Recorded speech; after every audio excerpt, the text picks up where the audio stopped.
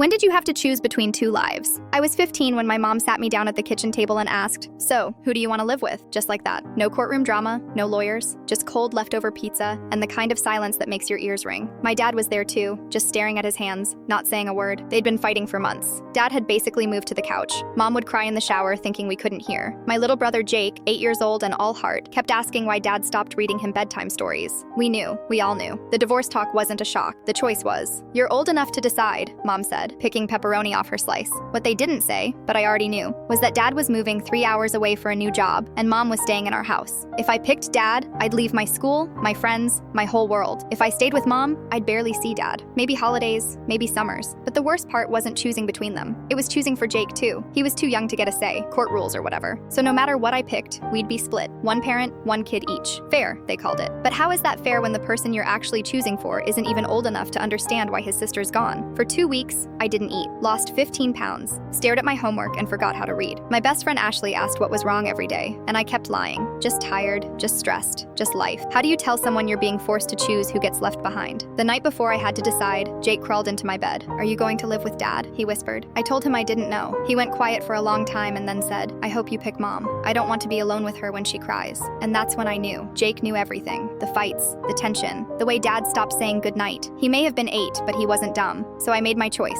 I chose Dad, not because I loved him more. I didn't. But because Jake needed Mom, and Mom needed Jake. And Dad? He needed someone too. But he was an adult. He could survive being alone better than Jake ever could. The day I moved, Jake helped me pack. He tucked his favorite stuffed dinosaur into my suitcase and said, "Just until you come back." I didn't have the heart to tell him I didn't know when that would be. Living with Dad was quiet. New school, no friends. He worked 60-hour weeks just to afford a bigger apartment, so I'd have my own room. We ate takeout most nights, watched old movies in silence. He tried. He really did, but he was always tired. The phone calls were the worst. Jake would tell me about his new teacher, or the dog Mom was thinking about adopting, but he sounded smaller every week, quieter. Mom tried to sound cheerful, but she was tired too, and I missed them both so badly it hurt in my chest. Then 6 months in, Dad sat me down, real serious. "You know this isn't permanent, right?" he said. "If you want to go back, we'll figure it out." I told him I was fine, lying again. He chuckled. "Kid, you've been miserable since day one. You think I can't tell?" And that's when I lost it. Ugly crying, the kind where you can't breathe. Told him everything, about feeling like I abandoned Jake, about being scared he'd forget me, about how hard it was trying to hold the whole family together by ripping myself in half. Dad didn't get mad, he just held me, then said something I'll never forget. "You didn't choose between lives, honey. You chose to sacrifice yours so everyone else could keep theirs." That hit deep. So we made a new plan. I moved back in with Mom and Jake, back to my school, back to the people I knew. But I spent every summer and every major holiday with Dad. It wasn't perfect, but it worked. Jake got his big sister back. Mom got some help. Dad got real visits instead of lonely phone calls. And me? I got to stop feeling like the glue holding everything together by tearing myself apart.